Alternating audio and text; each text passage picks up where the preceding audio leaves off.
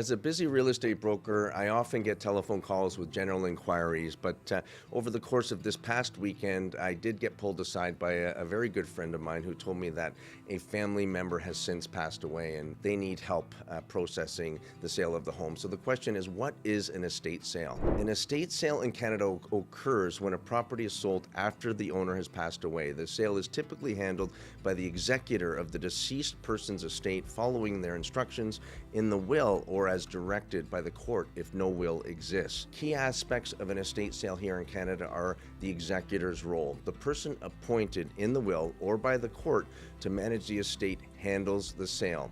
They must act in the best interest of the estate's beneficiaries. Now, there's also the probate process. Before selling the property, the estate may need to go through probate, which is a legal process that confirms the validity of the will and grants the executor authority to manage the assets.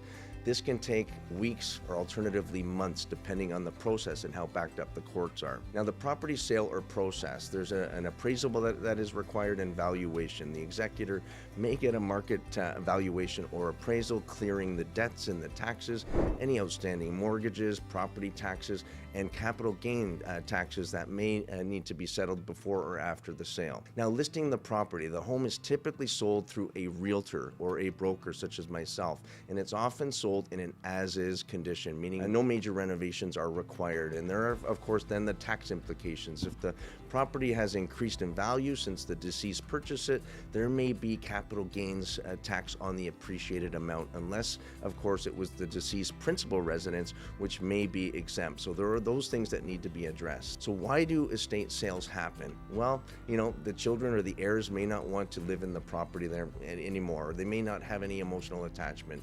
So the estate needs to pay the debts, the taxes, and the distribution of the assets. Now, in the event there is no designated heir, this complicates matters a wee bit. So, in the event this is the case, the property must be liquidated. Buying an estate sale property could often be an opportunity to purchase real estate below market value, but it may need repairs. It may require a longer closing period due to legal proceedings. It can involve multiple heirs, which further complicates things, leading to negotiations. So this, in summary, is a general idea as to what an estate sale encompasses here in Canada. And if you need help working with a broker who specializes in this category of real estate, we're always happy to help.